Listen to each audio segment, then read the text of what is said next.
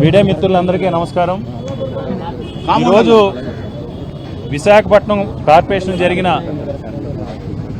Standing committee ఎన్నికల్లో ఈరోజు ఇక్కడ కార్పొరేటర్లు ఇచ్చిన తీర్పు ఈ రాష్ట్రంలో కూటమి ప్రభుత్వంపై ఉన్న వ్యతిరేకతకి, కూటమి ప్రభుత్వం చేస్తున్న అనైతిక అప్రజాస్వామిక రాజకీయాలకి చెంపపెట్టులా ఉండే విధంగా అడ్డగోలుగా ఒక బీసీ సమాజ వర్గానికి సంబంధించిన మహిళకి జగన్మోహన్ రెడ్డి గారు మేయర్గా అవకాశం కల్పిస్తే ప్రజాస్వామ్య విలువని కాలరాస్తూ ధన ప్రవాహంతో మేయర్ పీఠాన్ని అడ్డదారిలో కైవసం చేసుకుని 3 నెలల గడవకు ముందే క్యాంపు రాజకీయాల్లో ప్రజాస్వామ్య అపహాస్యం చేసినా సరే ఈరోజు జరిగిన స్టాండింగ్ కమిటీ ఎన్నికల్లో మేయర్ ఏదైతే ఈ కూటమి ప్రభుత్వంపై గతంలో మేయర్ గారి మీద పెట్టిన అవిశ్వాస తీర్మానంలో చేసిన తప్పులు మళ్లీ చేయకుండా కొంతమంది కార్పొరేటర్లు 3 నెలలు తిరగకుండానే ఈ కూటమి ప్రభుత్వమై వ్యతిరేకత వ్యక్తం చేస్తూ భయభ్రాంతులు గురి చేసిన, ఓటుకి నోటుతో క్యాంపు రాజకీయాలు చేసిన, నాకు తెలిసి విశాఖపట్నం చరిత్రలో స్టాండింగ్ కమిటీ ఎన్నికలకు సంబంధించి 2020లో కానీ 2021లో కానీ 2021లో కానీ 2023లో కానీ 2021, 22, 23లో వైఎస్ఆర్ కాంగ్రెస్ పార్టీకి స్టాండింగ్ ఆధ్వర్యంలో ప్రభుత్వం అధికారంలో స్టాండింగ్ కమిటీ ఎన్నికల్లో ఎప్పుడు ఇలాంటి క్యాంపు రాజకీయాలు కానీ ఓటుకు నోట్లు కానీ లేకుండా ప్రజాస్వామ్యయుతంగా అప్పట్లో ఎన్నికలు జరిపించాం. అప్పుడు వైఎస్ఆర్ కాంగ్రెస్ పార్టీకి 59 మంది కార్పొరేటర్లు ఉంటే స్వచ్ఛంద కొంతమంది జగన్మోహన్ రెడ్డి గారు చేస్తున్న అభివృద్ధి సంక్షేమం నచ్చి 66 ఓట్లు మా స్టాండింగ్ కమిటీ మెంబర్స్ పట్టడం జరిగింది. ఈరోజు ఎక్సెస్ ఓట్లు పట్టడం జరిగింది. అదే 2024లో ఇదే విధంగా మీరు ధన ప్రవాహంతో ఓటుకు నోటుతో స్టాండింగ్ కమిటీ ఎన్నికల్లో మీరు అప్రజాస్వామ్యంగా కైవసం చేసుకున్నా ఈరోజు ఇక్కడ జరిగిన తీరు 47 మంది కార్పొరేటర్, సుమారు 47 మంది నుంచి 50 మంది కార్పొరేటర్లకి ధన ప్రవాహంతో ఎప్పుడూ లేని విధంగా విశాఖపట్నం చరిత్రలో స్టాండింగ్ కమిటీ ఎన్నికల్లో గతంలో ఎప్పుడూ జరగనటువంటి విధంగా క్యాంపు రాజకీయాలు చేసి మీ కార్పొరేటర్ల మీద అనుమానంతో కూటమిలో ఎవరైతే కార్పొరేటర్లు ఉన్నారో ఆ కార్పొరేటర్లకు డబ్బులు ఇచ్చినా లేకపోతే బహుమతులు ఇచ్చినా వాటి మీద కూడా నమ్మకం లేకుండా ఒక అభద్రతా భావంతో ప్రజల్లో వ్యతిరేకత ఉంది. ఆ ప్రజా వ్యతిరేకత కార్పొరేటర్లు కూడా చూపిస్తూ ఉన్నారు. కార్పొరేటర్లు కూడా ఈరోజు ఈ ప్రభుత్వంపై ప్రజల్లో ఉన్న ఆగ్రహాన్ని చూసి కార్పొరేటర్లు కూడా ఈరోజు మనం తప్పు చేస్తున్నామేమో, మనం ఎట్టి పరిస్థితుల్లో కూడా ఈసారి మన ఈ కూటమి ప్రభుత్వానికి ఒక హెచ్చరిక ఇవ్వాలని ఉద్దేశంతో ఉన్నారని తెలిసి క్యాంపు రాజకీయాలు చేసినా సరే, క్యాంపు నుంచి స్వయంగా ఇక్కడికి తీసుకొచ్చినా సరే ఈరోజు వైఎస్ఆర్ కాంగ్రెస్ పార్టీకి సంబంధించి ఎవరైతే 10 మంది మా అభ్యర్థులు పోటీ చేశారో 10 మంది అభ్యర్థులకి కూడా మాకున్న 32 ఓట్ల కంటే కూడా 32 నుంచి అధికంగా మాకు 33 నుంచి మాకు పోటీ చేసిన లక్కిల లక్ష్మి గారికి 38, ఈరోజు అత్యధికంగా 24వ వార్డు నుంచి పోటీ చేసిన సాడి పద్మారెడ్డి గారికి 50 ఓట్లతో స్టాండింగ్ కమిటీలో గెలవడంతో పాటు నక్కిల లక్ష్మి గారికి 39, మహమ్మద్ ఇమ్రాన్ గారికి 38, కోడిగుడ్ల పూర్ణిమ గారికి 38, పల్లా అప్పలకొండ గారికి 38, రెయ్య వెంకటరమణ గారికి 37, ఉరుకూటి చందు గారికి 35, గుండపు నాగేశ్వరరావు గారికి 35, శశికళ గారికి 34, బిపిన్ జేరి గారికి 33. అందరికీ కూడా వైఎస్ఆర్ కాంగ్రెస్ పార్టీ నుంచి కంటెస్ట్ చేసిన 10 మంది స్టాండింగ్ కమిటీ సభ్యులందరికీ కూడా ఒక్క రూపాయి కానీ ఒక బహుమతి కానీ లేకుండా ప్రజాస్వామ్యయుతంగా మేము అప్పీల్ చేస్తే ప్రతి ఒక్కరికి కూడా 1 కోటి పైన ఎక్స్ట్రా వచ్చి ఒక స్టాండింగ్ కమిటీ మెంబర్ని కూడా మేము కైవసం చేసుకోవడం జరిగింది. ఈ సందర్భంగా ఒకటే మేము డిమాండ్ చేస్తున్నాం. ఇప్పటికైనా ముఖ్యమంత్రి చంద్రబాబు నాయుడు గారు కానీ కూటమి నాయకులు కానీ అధికారం ఉంది కదా అని అధికార దర్పంతో ఈరోజు ప్రజాస్వామ్యాన్ని అపయాసం చేసి దాడులతోని అరాచకాలు చేయకుండా ప్రజాస్వామ్యయుతంగా ఈ రాష్ట్రాన్ని పరిపాలించాలి. ప్రజలు ఇచ్చిన అధికారాన్ని సద్వినియోగం చేసుకోండి. ఇప్పటికే ప్రజలకున్న ఆశావాదాన్ని అవకాశంగా తీసుకుని సూపర్ 6 అని సూపర్ 7 అని ప్రజల్ని నమ్మించి మోసగించి ఎన్నికల్లో గెలిచిన తర్వాత ఈరోజు ఈ రాష్ట్ర పరిస్థితిని ఏ విధంగా ప్రశ్నార్థకం చేశారో మీ అందరికీ కూడా తెలిసిందే. ఈరోజు సంక్షేమం లేదు, అభివృద్ధి లేదు, సంపద సృష్టి లేదు, రైతు సృష్టించిన సంపదకి గిట్టుబాటు ధర లేదు, రైతు మళ్ళీ వ్యవసాయం చేసుకుంటే రైతుకి ఎరువులు లేవు.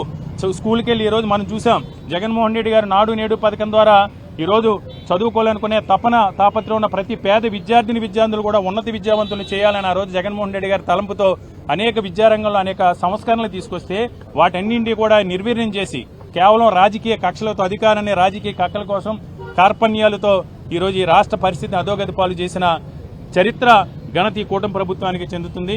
కాబట్టి ఇప్పటికైనా సరే కూటమి నాయకులు మా ఒక గౌరవప్రదమైన ప్రతిపక్ష నాయకుడిగా మా నాయకుడు జగన్మోహన్ రెడ్డి గారి ఆదేశాల మేరకు ప్రతిపక్షం అంటే ప్రజాపక్షం, మేము చేస్తున్న ఏ పోరాటమైనా ఏ ప్రొటెస్ట్ అయినా యువత పోరైనా వెండిపోటు దినమని ఏదైనా సరే మేము ప్రజల కోసం ప్రజల పక్షాన్ని నిలబడి ప్రజలకు మీరు ఏదైతే ఎన్నికల ముందు ప్రతిజ్ఞ మీరు డిప్యూటీ సీఎం పవన్ కళ్యాణ్ గారు మీరు ప్రతిజ్ఞలు చేసి ప్రమాణాలు చేసి ప్రజలకు ఏదైతే హామీలు ఇచ్చారో హామీలు నెరవేర్చమని మాత్రమే మేము పోరాటాలు చేస్తున్నాం.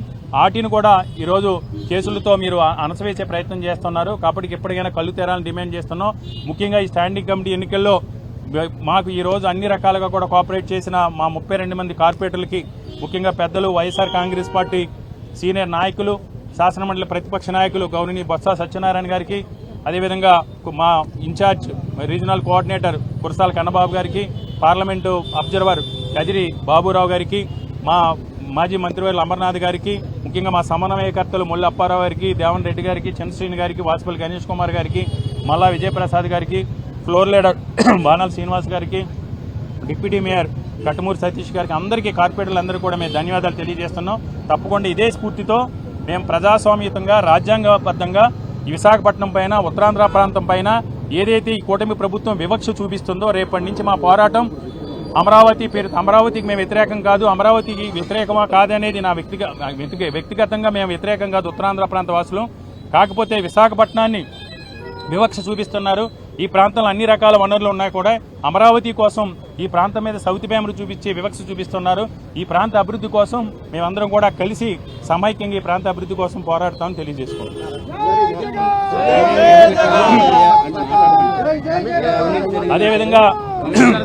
అదేవిధంగా మేము గెలిచిన ఈ ఒక్క సీట్ను కూడా ఏదో విధంగా మళ్ళీ అప్రజాస్వామికంగా గెలిచిన తర్వాత కూడా 3 సార్లు రీకౌంటింగ్ అని పిలిచి ఆపే ప్రయత్నం చేశారు. ఈ విషయంలో కమిషనర్ గారిని మేము కలవడం జరిగింది. కమిషనర్ గారిని కలిసిన వెంటనే తక్షణం ఆయన స్పందించి ప్రజాస్వామ్య విలువలు కాపాడినందుకు కమిషనర్ గారికి కూడా మేము ధన్యవాదాలు తెలియజేసుకుంటున్నాం. మరొకసారి మళ్ళీ తెలియజేస్తున్నాం, విశాఖపట్నంలో మేము ఈ గెలుపు ద్వారా, ఇది చిన్నది అవ్వచ్చు స్టాండ్, ఈ గెలుపు ద్వారా వైఎస్ఆర్ కాంగ్రెస్ పార్టీ ప్రజల్లో గుర్తింపు తెచ్చుకుంది. తప్పకుండా ప్రజల పక్షాన పోరాడి రాబో రోజుల్లో వైఎస్ఆర్ కాంగ్రెస్ పార్టీని ఇక్కడ బలోపేతం చేసి మా నాయకుడి ఆదేశాల మేరకు ప్రజల పక్షాన్ని మేము పోరాటం చేస్తాం.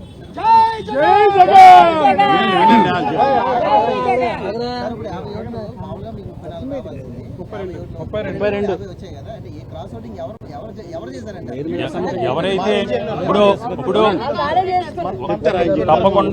తప్పకుండా ఈ విశాఖపట్నంలో ఈ ప్రాంతంలో మొత్తం చర్చ జరిగింది. ఎప్పుడైతే మా మేయర్ మీద అవిశ్వాసం పెట్టి మేయర్ గారిని అడ్డగోలుగా దించిన తర్వాత జనరల్గా ఎవరైనా ప్రజలు కూడా ఏం ఎక్స్పెక్ట్ చేస్తారు? కొన్ని కొత్తగా వచ్చిన మేయర్ గారు ఏమన్నా చేశారంటే, కాకపోతే మేయర్ గారి మీద వ్యతిరేకత, అదేవిధంగా ఎమ్మెల్యేల మీద వ్యతిరేకత అవ్వచ్చు, చంద్రబాబు నాయుడు గారి మీద వ్యతిరేకత అవ్వచ్చు, కూటమిలో ఉన్న పార్టీల మీద వ్యతిరేకత అవ్వచ్చు, ఏది ఏమైనా మేము ప్రజాస్వామ్యతంగా వెళ్ళాం. ఈరోజు కూడా మీరు చూసారు, ఎక్కడ కూడా మా పని ఏదో మేము చేసుకున్నాం, మా అప్పీల్ మేము చేసాం. ఈరోజు స్వచ్ఛందంగా 50 ఓట్లు రావడం అంటే మాటలు కాదు. మాకు 18 మంది కార్పొరేటర్లు ఈరోజు వైఎస్ఆర్ కాంగ్రెస్ పార్టీ, బహుశా మా దగ్గర నుంచి ఎవరైతే గెలిచి బయటకు వెళ్లారో వాళ్ళు కూడా పశ్చాత్తాపడి ఉండొచ్చు. మేము తప్పు చేసామనే భావంతో వెళ్ళిన కూటమిలోకి వెళ్ళిన ఉండొచ్చు. కూటమిలో ఉన్న నాయకులు కూడా ఈరోజు చాలా మంది ఇక్కడ ఉన్న నాయకత్వం పైన, జీవీఎంసీ మేయర్ గారి పైన అసంతృప్తితో ఉండొచ్చు. మేము తప్పకుండా ముందే ఊహించాం. ఎందుకంటే మేము ఊహించింది ఏంటంటే తప్పకుండా 32 ఓట్ల కంటే కూడా ఎక్కువ ఓట్లు మాకు వస్తాయని అయితే మేము ఊహించాం. ఎందుకంటే అలాంటి వాతావరణం అనేది ఈరోజు ఈ నగరంలో ఉంది. చాలామంది కార్పొరేటర్లు కూడా ఈ నగరానికి అన్యాయం జరుగుతుంది, కూటమి ప్రభుత్వం వచ్చిన తర్వాత విశాఖపట్నం నగరం మీద సౌతి ప్రేమ చూపిస్తున్నారు, విశాఖపట్నం నగర అభివృద్ధి మీద వివక్ష చూపిస్తున్నారు అనేది పెద్ద ఎత్తున ప్రజల్లో కూడా ఈరోజు చర్చ జరుగుతూ ఉంది. మాట్లాడు.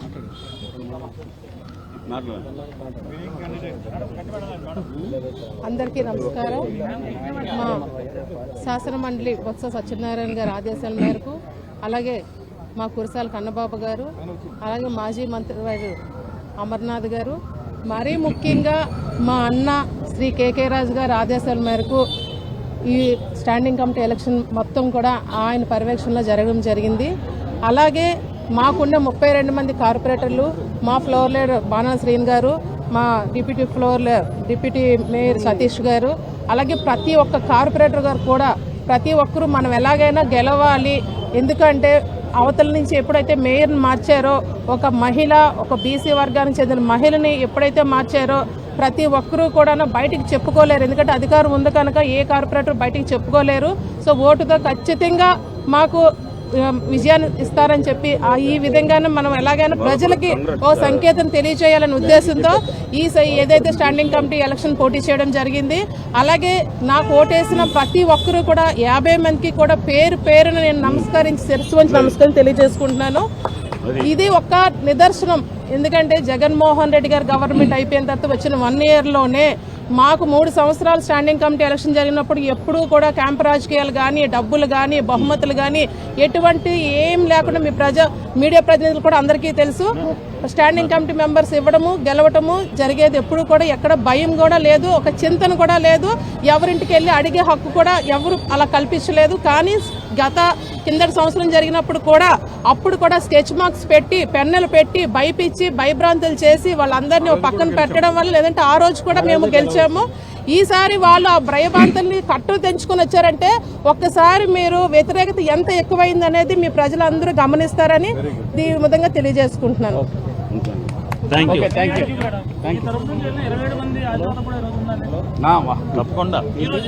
అందరూ చేశారండి, ఏ ఒక్కరిని చెప్పలేను. చేసిన ప్రతి ఒక్కరికి కూడా నేను కోటి దండాలు తెలియజేసుకుంటున్నాను. కూటమి కార్పొరేటర్లు అందరికీ కూడా ధన్యవాదాలు తెలియజేసుకున్నాను. ఏంటండి నేను అందరూ సార్, కూటమి నేతలు అందరూ సహకరించారు. అందరికీ పేరు పేరు బాధ్యతలు అందరూ సహకరించారు. వాళ్ళ బాధ్యతలు మాకు సహకరించారు.